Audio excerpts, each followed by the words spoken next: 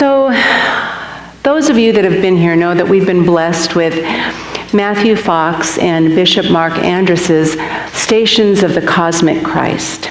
And they are a journey for all of us with art and written word and message, a journey for us to travel to our own awakening within our own souls, an awakening of what this beautiful journey of life is all about. And each one of these sculptures, each one of these pieces of art and the message they bring stands alone. It allows us to learn something deeper about ourselves every time. This happens to be the fourth. We got a little out of order because of Mother's Day. I switched the nativity scene. But this is the fourth sculpture. I am the living bread, the bread of life. And Jesus said when he was speaking as the Word of God, when he was speaking the Logos, he said, I am the bread of life. And that has so much meaning to it, more than we just know on the surface. I mean, we know bread to be a basic staple for, well, it could be bread or rice or caribou or chocolate in my case, a basic staple of life that nourishes us from, inside out, that keeps us moving and alive. But this kind of bread, physical bread alone, isn't enough. There's also spiritual bread, which soon to be Reverend John Auden said. Well, could we just clap on that one? Yay, very soon to be graduation next Sunday. But this kind of bread is fed directly from the hand of God. And it's the spiritual bread of life. And if we happen to get out of balance and just focus on the physical pleasures of life, we're not going to live in the wholeness and completeness that our soul craves. Ernest Holmes said, and he wrote this right before, a couple weeks before he made his transition to his next plane of existence. And he spoke this as his vision for the science of mind. I want you to listen to the beauty of what he says. He said, the human heart longs as the hungry man longs for bread, for spiritual food. It longs for that which will make him whole. And I think that's what our teaching can do. Our teaching can reveal the big self, the spiritual self, to the small self, the human self. He knew the power of the words that he'd put together. He knew that if we really took these words and lived them, that we could feel whole and complete, that life always gives us more than we need. Always, everything is right there for us if we're just open to it. So when I was looking at this, I thought, Plato said, there are two worlds. There's the physical world and the spiritual world. I mean, this was a long, long time ago. He said these worlds are woven together like the warp and the woof of fabric. We don't have a spiritual life and a human life. These lives are woven together. And the warp and the woof are also terms that are used to define the essential structure, foundation of any organization. It's said about our American nation that the Declaration of Independence and the Constitution are the warp and the woof of our American nation. They're the foundation upon which we stand.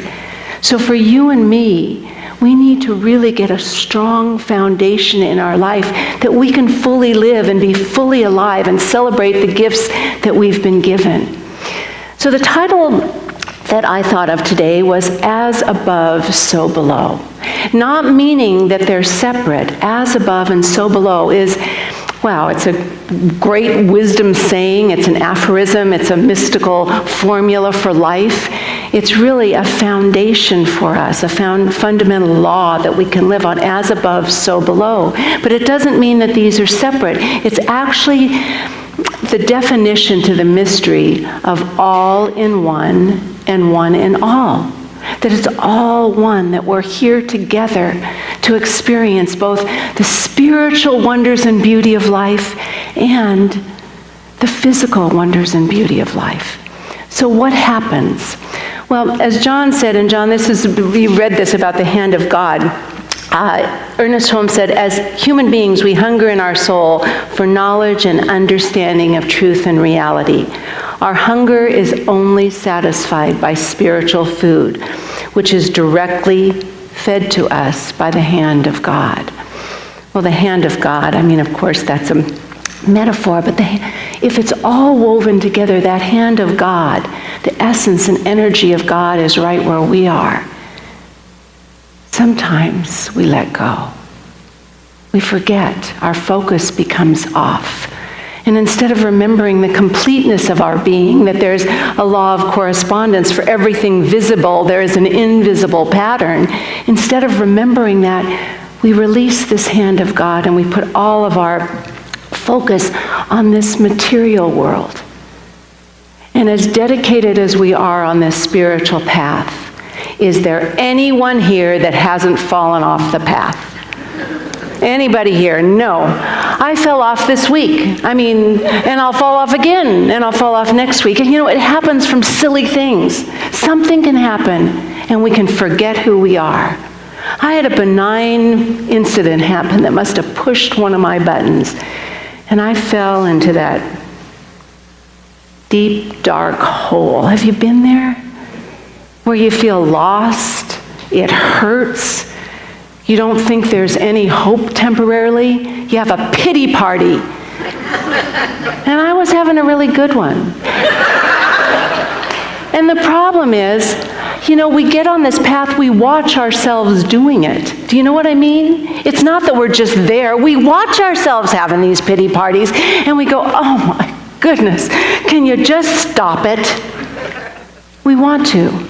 So what do we do? Well, first of all, there's lots of things we can do to get out of this pity party and remember this wholeness that we really are. But first and foremost, we got to get out of our own way. We got to unhook some way. Pity parties are fine for a very short period of time. It's when they go on into the night that there's problems. And so we need to disassociate from just whatever we can, get away from ourselves for a minute. We can, if we're in the mindset to do it, we can start some simple spiritual practices. Just take a breath and give blessings, right? Just in the moment for whatever you can think of. Maybe you have one bite of chocolate left and you can say, thank you, God, for that. Something that we can appreciate. And in the evening, if we can think of something that's good. Maybe our dog wagged its tail at us when we came home. Even in the midst of our pity party, it wagged its tail. We can say, thank you, God, for that. Something. The smallest little spiritual practices can help us wake up and remember. But you know what? For me, so often we get into funky places because of other people, right? We don't understand where someone else is coming from, and we think they mean one thing, and it's all about them. It's not about us. But we don't know that, and we get into funky places because we take what someone else says or does, and we own it, and it doesn't feel good. So if we remember, that belongs to whoever it is, and there's something here that's always for us. It's this beautiful thing called Mother Earth. And if we can take time to put our devices down, get away from the noise of the world so we can finally hear that still small voice within, where we can finally get away from the chaos of the daily news and feel the hand of God, of love, of light that is holding us always, whether we're recognizing it or not, where we can just feel the earth under our feet. Mother Earth feeds us and gives us water. And there's beauty that abounds. It's for us, always. So if we can do that, how beautiful. And if we can't, we can do the work in our mind. What has inspired us before? What inspires you? Is it a good book you read? Is it art? Is it music? Is it dance? Is it friendship? What is it? To remember, we need to remember that everything we need is always provided. Take a breath on that one. That's what, just get over ourselves. Just breathe. Everything we need is always provided. As we were talking about the beautiful spiritual messages that come from the ancients so long ago. Jesus, that we know was the greatest teacher, taught through miracles and parables, short stories about the truths, those spiritual truths that are there to guide us. And the miracle of the loaves and fishes is told in all 4 of the Gospels, all 4. It was so important that Jesus was teaching us that everything we need is already provided. Remember, the unseen, the invisible realm is always there doing its work. Actually, there's 2 different versions of the loaves and fishes, and they're the same in many aspects, but a little bit different. In one, when Jesus learned that his teacher, John the Baptist, had been killed, he set off in a boat for some solitude. He wanted to be alone. And when he got on land, he realized that a whole crowd had gone on foot to meet him, and there was a crowd of people there. But instead of having a pity party and screaming, "Get out of here, I want to be alone," he had compassion for them. And he healed the sick, and he was there for them. And then it was getting dark, and the disciples said, "Jesus, you better send them home. They're getting hungry, and we don't have food to feed them. They need to get into the village so they can buy some food." And Jesus said, "They don't need to go anywhere. What do we have?" And the disciples said, "Well, a young boy here has 5 loaves and 2 fish, but that's all we have." And Jesus said, "Go get them for me." And then Jesus did something that we're actually doing right now in our InSpirit community. He told the people to sit on the grass in circles. He wanted them to sit in circles because he knew that when you're sitting in a circle with others, you will care for each other. We have our circles starting, circles of people coming together to care for each other. And then when they were seated, the disciples handed the loaves and the fish to Jesus, and he looked to heaven, and he said, "Thank you. Thank you. You start right where you are." He said, "Thank you for what I have." He said, "Thank you." He appreciated that, and then he broke the loaves, and he passed them to the disciples to take out to the groups, to the circles. And each person broke off a piece of bread until they were satisfied and passed it on.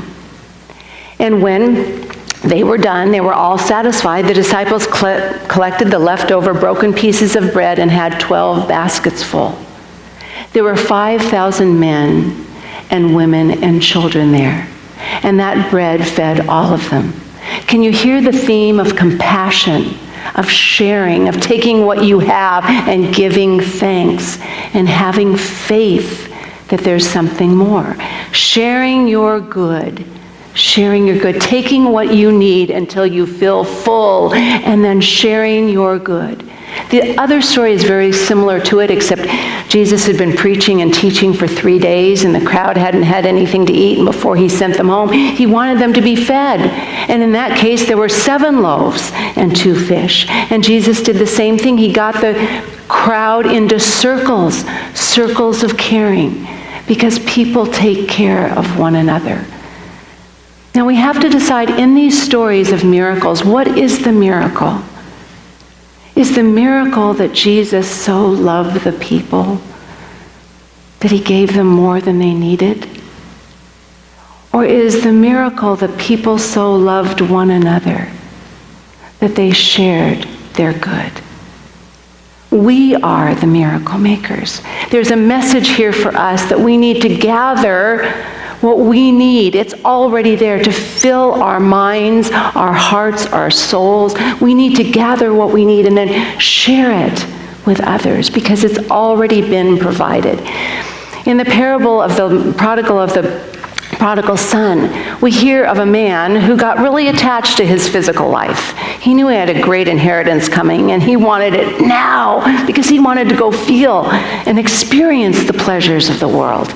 And so he took his inheritance because his dad was very generous, gave it to him, and he went out and squandered it all. And soon he found himself, first he was having a good old time, and then he found out that he had nothing left, and he was lost and alone. Lost and alone. And all he had to do was remember that in my Father's house there's abundance of good, and he had to return back home. He had to remember who he was. He had to touch that place inside of him, that God, that goodness, that love, that possibility to remember and feel the hand of God and take that hand to guide him home to the truth that's already there. You and I are called to do that same thing, to gather our good and scatter our good and be the blessing that the world is waiting for.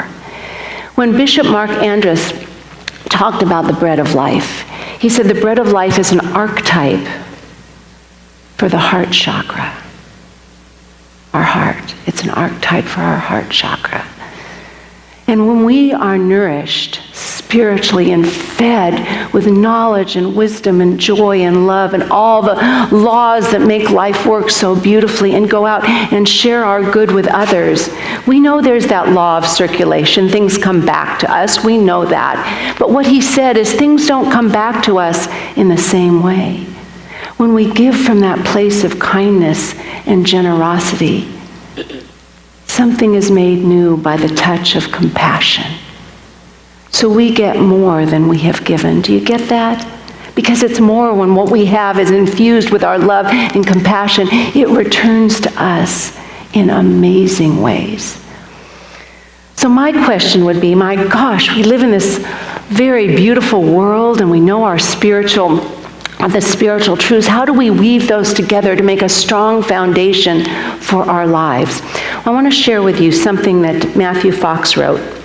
And he wrote this from a book that was written quite a long time ago, he wrote, and it's called On Becoming a Musical Mystical Bear. And it's Spirituality American Style. Well, he wrote it before he was defrocked as a Catholic priest. He wrote it, and the priest wouldn't even look at the book because they thought it was a children's book, but it was absolutely filled with wisdom and truth and nourishment for our soul. And he says, to alter one's understanding of prayer, even slightly, is to change the whole course of one's life. For in dealing with prayer, we are dealing with the heart of spirituality. He knew prayer like we know prayer. That we recognize, God, love, goodness, joy, peace, beauty is all there is. And we are one, as above, so below. We are one with that. And he said, prayer is not talking to God. It's experiencing God. It's taking that hand of God. So we know right now that we are never, ever, ever alone. That right where we are, there is goodness, there is joy, there is peace. Now, we have the hand of God right here for us, but we are also can use our hands as the hands of God. When we use these hands to love and to heal and connect and to bring together and to share, we're doing that. We are being the hands of God. Know that I am the bread of life. I am nourished. I am filled. I accept all the good that's being given. I allow myself to be whole by stretching and growing and accepting in my own heart the new experiences and opportunities that are being offered, and allow myself to share, to be the hands, the light, the love of God right here, right now. I allow myself to be that beacon of light and love and the food, the spiritual food for this hungry world. I allow this life I've been given so preciously to be a life that matters. I know that I make a difference right here and right now. I truly know that in this moment, I experience light and love. I experience God right here and right now. I am. And as I am, I recognize that the world is simply a reflection of the light and love that I carry. Life is good, and so am I, and so are you, and so are we. And just to end this little prayer time right now, will you just take the hand of the person next to you? And just be the nourishment You don't have to know what someone else needs. Love is a healing balm, a healing elixir that uplifts and heals. So as we share our love, we share our light. Healing happens. How good it is. We say, thank you, God. We release this prayer into the infinite mind of God that knows only to say yes right here and right now. And together we say, and so it is. God bless you all.